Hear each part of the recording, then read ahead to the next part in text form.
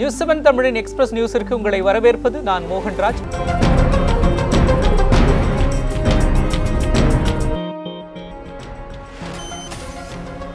நடிகர் ரஜினிகாந்த் அரசியலுக்கு வருவதற்கு எதிர்ப்பு தெரிவித்து ஆர்ப்பாட்டம் நடத்துவதற்காக அவரது வீட்டிற்கு செல்ல முயன்ற தமிழக முன்னேற்ற படையைச் சேர்ந்தவர்களை கதீட்ரல் சாலை அருகே காவல்துறையினர் தடுத்து நிறுத்தினர். இதனையடுத்து இரு தரப்பினருக்கும் இடையே தள்ளுமுள்ளு ஏற்பட்டது. அப்போது நடிகர் ரஜினியின் உருவ பொம்மையை தமிழக முன்னேற்ற படையினர் தீ வைத்து எரித்தனர். இதனையடுத்து வீரலட்சுமி உள்ளிட்டோரை காவல்துறையினர் கைது செய்தனர்.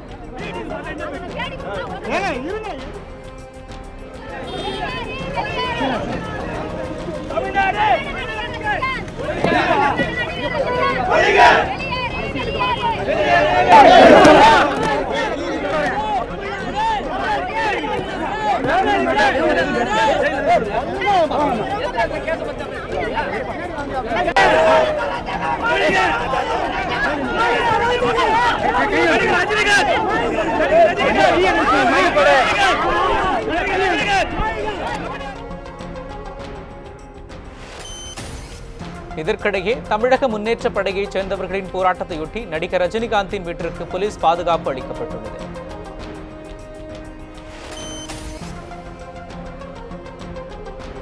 ஆட்சி கலைந்துவிடும் என்பதாலேயே சட்டப்பேரவை கூட்டுவதற்கு தமிழக அரசு தயங்குவதாக திமுக செயல் தலைவர் மு க ஸ்டாலின் விமர்சித்துள்ளார். வரும் 3ஆம் தேதி நடைபெறவுள்ள திமுக தலைவர் கருணாநிதியின் வைர விழா நிகழ்ச்சி தொடர்பாக செய்தியாளர்களிடம் பேசிய ஸ்டாலின், சென்னை YMCA மைதானத்தில் 3ஆம் தேதி மாலை 5:30 மணிக்கு நடைபெறும் வைர விழாவில் ராகுல் காந்தி, நிதிஷ்குமார் உட்பட பல்வேறு அரசியல் கட்சிகளைச் சேர்ந்த மூத்த தலைவர்கள் பங்கேற்க இருப்பதாகவும் குறிப்பிட்டார்.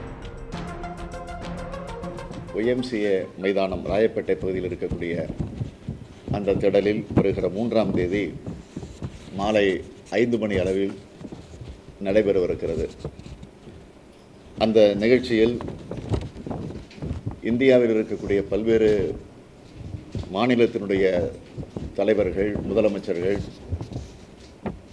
தேசிய தலைவர்கள் எல்லாம் அதில் பங்கேற்று சிறப்பிக்க இருக்கிறார்கள். அந்த விழாவில் இந்திய தேசிய காங்கிரஸ் கட்சியினுடைய துணைத் தலைவர் திரு ராகுல் காந்தி அவர்களும், பீகார் மாநிலத்தினுடைய முதலமைச்சர், ஐக்கிய ஜனதா தளத்தினுடைய தலைவர் மாண்புமிகு நிதிஷ்குமார் அவர்களும்,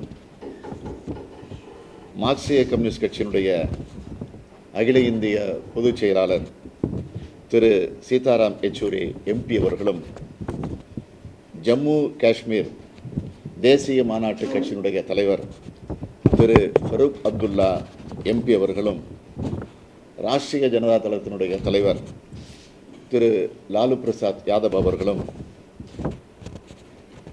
இந்திய கம்யூனிஸ்ட் கட்சியினுடைய அகில இந்திய தேசிய செயலாளர் திரு டி ராஜா MP அவர்களும்,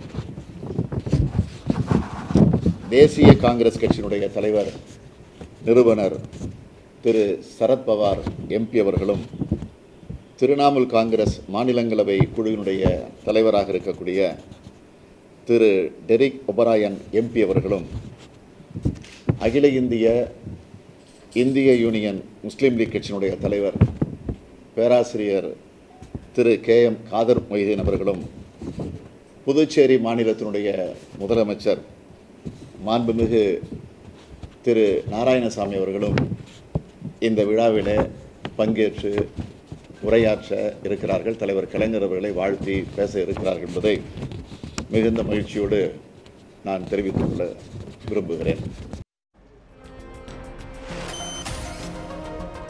இரட்டை இலை சின்னம் பெற லஞ்சம் தர முயன்றதாக கூறப்படும் புகாரில் கைது செய்யப்பட்டுள்ள டிடிவி தினகரன் உள்ளிட்டோர் தாக்கல் செய்த ஜாமீன் மனு மீதான விசாரணை வரும் 26ஆம் தேதிக்கு ஒத்திவைத்து டெல்லி நீதிமன்றம் உத்தரவிட்டுள்ளது. டெல்லி காவல்துறையால் கைது செய்யப்பட்டு சிறையில் அடைக்கப்பட்டுள்ள டிடிவி தினகரன், மல்லிகார்ஜுனோ உள்ளிட்டோர் ஜாமீன் அளிக்க கோரி டெல்லி நீதிமன்றத்தில் மனுக்கள் தாக்கல் செய்திருந்தனர். இந்த மனுக்கள் நீதிபதி பூனம் சௌத்ரி முன்பு இன்று விசாரணைக்கு வந்தது. அப்போது டிடிவி தினகரன் மற்றும் CBI தரப்பில் ஆஜரானவர்கள் தங்களது சார்பில் மூத்த வழக்கறிஞர்கள் மற்ற வழக்குகளில் ஆஜராக சென்றிருப்பதால் வழக்கு விசாரணையை ஒத்திவைக்க வேண்டும் என கோரிக்கை விடுத்தனர். இதனை ஏற்றுக்கொண்ட நீதிபதி வழக்கின் விசாரணையை வரும் மே 26ஆம் தேதிக்கு ஒத்திவைத்து உத்தரவிட்டார்.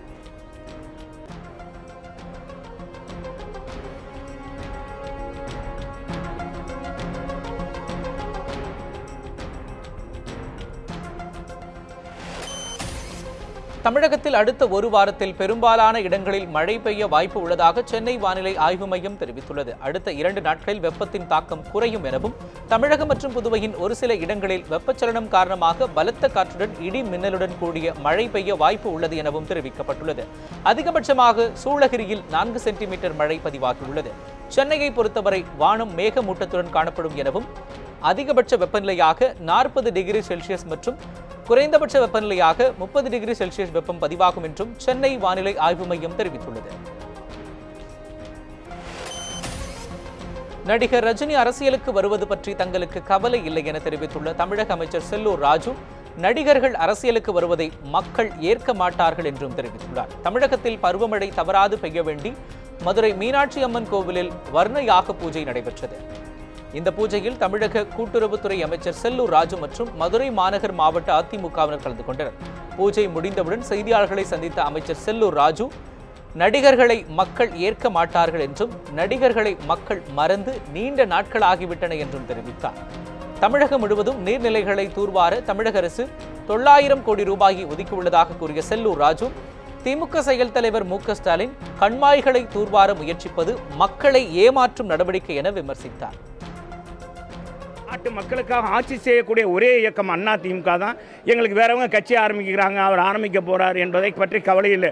எனவே மற்றொரு ரஜினி வந்து மற்றொரு கட்சி ஆரம்பித்தால் எங்களுக்கு அதை பற்றி கவலை இல்லை. நாங்கள் எங்களுடைய பார்வை தெளிவாக இருக்கிறது, எங்களுடைய நோக்கம் தெளிவாக இருக்கிறது. ஏழை எளிய மக்களுக்காக நாங்கள் பாடுபட்டு கொண்டு இருக்கிறோம். நாங்கள் எங்களுடைய நோக்கமெல்லாம் அமைதி, வளம், வளர்ச்சி 2023 விஷனை நோக்கியே நாங்கள் பயணித்துக் கொண்டு இருக்கிறோம் அம்மாவுடைய அரசு என்பதை மட்டும் இந்த நேரத்தில் தெரிவித்துக் கொள்கிறேன். காளேஸ்வரி குழுமத்தில் நடத்தப்பட்ட வருமான வரி சோதனையில் சுமார் 90 கோடி ரூபாய் வரை வரி ஏய்ப்பு செய்துள்ளது கண்டுபிடிக்கப்பட்டுள்ளதாக வருமான வரி புலனாய்வு அதிகாரிகள் தெரிவித்துள்ளனர். காளேஸ்வரி குழுமத்திற்கு சொந்தமான 54 இடங்களில் கடந்த 16ஆம் தேதி முதல் 19ஆம் தேதி வரை 4 நாட்கள் வருமான வரி புலனாய்வு பிரிவினர் சோதனை மேற்கொண்டனர். இதில் காளேஸ்வரி குடும்பம் 90 கோடி ரூபாய் வரை வரி ஏய்ப்பு செய்துள்ளது கண்டுபிடிக்கப்பட்டுள்ளது. மேலும் வரி ஏய்ப்பு செய்ததை காளேஸ்வரி குழுமம் ஒப்புக்கொண்டதாகவும், அவற்றை விரைவில் கட்டுவதாக அந்நிறுவனம் உறுதியளித்திருப்பதாகவும் வருமான வரி புலனாய்வு பிரிவு அதிகாரிகள் தெரிவித்துள்ளனர். கோவை விமான நிலையத்தில் 1 கிலோ தங்கத்தை நூதன முறையில் கடத்தி வந்த நபரை சுங்க வரித்துறையினர் கைது செய்துள்ளனர். இன்று அதிகாலை சார்ஜாவிலிருந்து கோவை வந்த ஏர் அரேபியா விமானத்தில் தங்கம் கடத்தி வரப்படுவதாக விமான நிலைய சுங்க மற்றும் கலால் வரித்துறை அதிகாரிகளுக்கு ரகசிய தகவல் கிடைத்தது. இதனையடுத்து அந்த விமானத்தில் வந்த பயணிகளை சுங்கத்துறை அதிகாரிகள் சோதனையிட்ட போது காஞ்சிபுரத்தைச் சேர்ந்த சரவணன் என்பவர் தனது ஆசனவாகி பகுதியில் சிறு சிறு கட்டிகளாக சுமார் 1 கிலோ தங்கத்தை கடத்தியது தெரியவந்தது. இதனையடுத்து சுங்கத்துறை அதிகாரிகள் தங்கத்தை பறிமுதல் செய்ததுடன் அந்நபரை கைது செய்து விசாரணை நடத்தி வருகின்றனர். ஹெல்மெட் பயன்படுத்தும் இருசக்கர வாகன ஓட்டுநர்களுக்கு மட்டுமே பெட்ரோல் நிலையங்களில் எரிபொருள் வழங்கப்படும் என்ற திட்டத்தை உத்தரப்பிரதேச அரசு தலைநகர் லக்னோவில் அறிமுகப்படுத்தியுள்ளது. இன்று முதல் அமலுக்கு வந்துள்ள இந்த புதிய விதிமுறை தொடர்பாக பெட்ரோல், டீசல் நிலையங்களில் விழிப்புணர்வு வாசகங்கள் அடங்கிய விளம்பர பதாகைகளும் காட்சிப்படுத்தப்பட்டுள்ளன. நெல்லை மாவட்டம் ஆவுடையனூரில் பள்ளி அருகே உள்ள டாஸ்மாக் கடையை அகற்ற வலியுறுத்தி 200க்கும் மேற்பட்ட பள்ளி மாணவ மாணவிகள் மாவட்ட ஆட்சித்தலைவர் அலுவலகத்தில் ஆர்ப்பாட்டத்தில் ஈடுபட்டனர். டாஸ்மாக் கடைக்கு வருபவர்கள் பள்ளி மாணவிகள் செல்ல முடியாதவாறு வழிகளை மறித்துக் கொண்டிருப்பதாகவும், வழி விடுமாறு கேட்டால் கெட்ட வார்த்தைகளால் திட்டுவதாகவும் மாணவிகள் வேதனை தெரிவித்துள்ளனர். இதனால் பள்ளி செல்ல அச்சமாக உள்ளதாகவும் அவர்கள் கூறியுள்ளனர். கடையை அகற்ற மாவட்ட ஆட்சித்தலைவர் நடவடிக்கை எடுக்கவில்லை என்றால் படிப்பை நிறுத்திவிட்டு பள்ளி கல்வி சான்றிதழை மாவட்ட ஆட்சியரிடம் ஒப்படைக்கப் போவதாகவும் அவர்கள் கூறியுள்ளனர். மெல்லே பள்ளியில் வந்து படிச்சுட்டு இருக்கேன். எங்கள் வீடை தாண்டி தான் அங்கே வந்து ஒயின் ஷாப்பை தாண்டி தான் போனோம். அங்கே உள்ளவங்களாம் ரொம்ப குடிச்சிட்டு காலையிலே பார்த்தோன்னா ரொம்ப குடிக்க வந்து வரிசையில் நின்றுக்கிட்டு ரொம்ப வர பெண்களெல்லாம் சைக்கிளில் போகிறவங்களெல்லாம் நிறுத்தி ரொம்ப கட்டாயி பசி அசிங்கமாக கிண்டல்லாம் பண்ணுறாங்க. அந்த சைடு அப்படி இந்த பேட்டி கூட இல்லாமல் இதெல்லாம் யூரின்லாம் போகிறாங்க. என்ன செய்யணும் எங்களுக்கு தெரியாது. எங்கள் ஊரில் வந்து அஞ்சாப்பு வரைக்கும் தான் ஸ்கூல் இருக்குது. அதுக்கு மேலே உள்ள கல்வியை படிக்கணும்னா நாங்கள் வந்து ஆவுடையனூருங்க கிராமத்துக்கு தான் போனோம். போகிற வழியில் வைத்திலிங்கபுரம் உங்கள் ஊரில் வந்து ஒரு டாஸ்மாக் இருக்குது. அங்கே கவர்மெண்ட் உத்தரப்படி 12 மணிக்கு தான் கடையை திறக்கணும். ஆனால் அவங்க வந்து 5 மணிலேருந்தே அங்கே வந்து விற்காங்க. எங்கேருந்து கொண்டு வருவாங்களோ அது தெரியல. ஆனால் குடிச்சிட்டு நாங்கள் ஸ்கூலுக்கு 8 மணிக்கு போவாங்க. அதுக்கு முன்னாடியே அவங்க வந்து ரோட்டில் இப்படி பைக் நிற்கும். அவங்க வந்து அப்போவுமே வரிசையில் நிற்காங்க. 12 மணிக்கு வாங்குறதுக்கு அப்போவுமே வரிசையில் நிற்காங்க. விவசாயிகள் டெல்லியில் போராட்டம் நடத்தியது போல நீட் தேர்வுக்கு விலக்கு பெறுவதற்காக தமிழக பள்ளிக்கல்வித்துறை அமைச்சரும் டெல்லியில் போராட்டத்தில் ஈடுபட வேண்டும் என உயர்நீதிமன்ற முன்னாள் நீதிபதி ஹரி பரந்தாமன் தெரிவித்துள்ளார். நீட் தேர்வு இந்தியா எனும் கோட்பாட்டிற்கே எதிரானது என கருத்தரங்கம் சென்னையில் நடைபெற்றது. இதில் கல்வியாளர் பிரின்ஸ் கஜேந்திரபாபு, முன்னாள் நீதிபதி ஹரி பரந்தாமன், மருத்துவர் ரெக்ஸ் ஆகியோர் பங்கேற்றனர். தொடர்ந்து செய்தியாளர்களிடம் பேசிய முன்னாள் நீதிபதி ஹரி பரந்தாமன் நீட் தேர்வை நுழைவுத் தேர்வு பிரச்சனையாக மட்டும் பாராமல் தமிழக சுகாதாரத்தின் எதிர்காலம் என பார்க்க வேண்டும் என வலியுறுத்தினார்.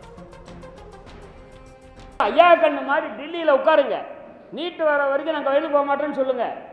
நீங்கள் எங்கள் பிரின்ஸ் சாரும் கூட வந்து அது வரைக்கும் கலந்துப்பார், நாங்களும் கலந்துக்கிறோம். அதுதான் வந்து இன்றைக்கு உங்கள் எதிர்காலத்தில் இந்த ஒற்றை ஆட்சியை ஒழிப்பதற்கான வழியாக மக்கள் இயக்கம்தான் இருக்கும். அந்த மக்கள் இயக்கத்திற்கான ஒரு விவாதம், ஒரு தொடக்கம்தான் இந்த இயக்கமாக நான் பார்க்கிறேன். இந்த நீட் என்பது நிச்சயமாக அதை ஒழிப்பது வெற்றி பெறும் என்று நான் கருதுகிறேன். இதேபோல் நீட் தேர்வை அனுமதித்தால் தமிழக அரசிற்கு பள்ளிக்கல்வித்துறை என்ற துறைக்கான தேவையே இல்லாத நிலை உருவாகிவிடும் என கல்வியாளர் பிரின்ஸ் கஜேந்திரபாபு தெரிவித்துள்ளார். மேலும் அரசு பள்ளிகளுக்கான தேவையே இல்லாமல் போய்விடும் என்றும் அவர் எச்சரித்தார்.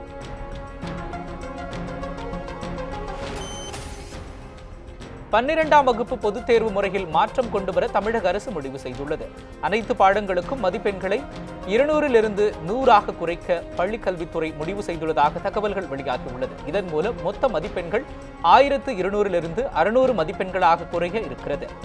மேலும் +2 வகுப்புக்கான பொதுத் தேர்வு எழுதும் நேரத்தை 3 மணி நேரத்திலிருந்து 2.5 மணி நேரமாகவும் குறைக்கவும் அரசு திட்டமிட்டுள்ளது. 11 மற்றும் 12ஆம் வகுப்புகளுக்கு ஒருங்கிணைந்த மதிப்பெண் சான்றிதழ்களை கல்லூரிகளில் உள்ளது போன்று வழங்கவும், வகுப்பிற்கு ஏற்றவாறு சீருடைகளை மாற்றவும் தமிழக அரசு திட்டமிட்டுள்ளதாக தகவல்கள் வெளியாகியுள்ளன. பாடத்திட்டத்தில் மாற்றம் கொண்டு வரவும் முடிவு செய்துள்ள பள்ளிக்கல்வித்துறை இது தொடர்பான அதிகாரப்பூர்வ அறிவிப்பை விரைவில் வெளியிட உள்ளதாகவும் தகவல்கள் வெளியாகியுள்ளது. 12ஆம் வகுப்பு பொதுத் தேர்வு முறையில் மாற்றம் கொண்டுவர தமிழக அரசு முடிவு செய்துள்ளதற்கு கல்வியாளர்கள் வரவேற்பு தெரிவித்துள்ளனர். +1 100 மார்க்குக்கு ஒரு பேப்பருக்கு எழுதுறாங்க. அதே சப்ஜெக்டில் பேப்பர் 2 எழுத போகிறாங்க, அதாவது செகண்ட் இயரில். அதுக்கு 100 மார்க்கு சேர்த்து 200 மார்க்குன்னு ஒரு கன்சாலிடேட் மார்க் ஷீட்டும் வரப்போகிறது. அது மட்டும் இல்லாமல் +1 யாரும் ஃபெயில் ஆக்க முடியாது. அரியர்ஸ் பேப்பர் இருந்ததுன்னா சிறப்பு துணைத் தேர்வு அப்புறம் +2 எழுதும்போது சேர்த்து கூட எழுத முடியும். எப்படி காலேஜில் ஒரு பட்டப்படிப்பு, அது போல் ஹையர் செகண்டரி கோர்ஸ் டெக்ஸ்ட் புக்கை பார்த்தாலே தெரியும். மேல்நிலை பள்ளிக்கல்வி 1 ஆண்டு, மேல்நிலை பள்ளிக்கல்வி 2ஆம் ஆண்டு, அப்படி தான் கொடுத்துருப்பாங்க. ஆனால் இந்த மாற்றங்கள் எல்லாம் எப்பொழுது பலன் தரும்னு கேட்டிங்கன்னா, போதுமான அளவு ஆசிரியர் பணியிடங்கள் இருக்கணும் பாட வாரியாக. அந்த பணியிடங்கள் இல்லாமல் இந்த மாற்றங்கள் எந்த வகையிலும் பலன் தராது. காலி பணியிடங்கள் இருக்கக்கூடாது. ஆசிரியர்களுக்கு கற்றல் கற்பித்தல் வேலையை தவிர வேற எந்த வேலையும் கொடுக்கக்கூடாது. அப்போதான் கேள்வி எழுப்பி, நம்ம சும்மா போய் கேள்வி எழுப்பி பாடத்தை நடத்து, உரையாடல் பாடத்தை நடத்துறது நேரம் வேணும்ல.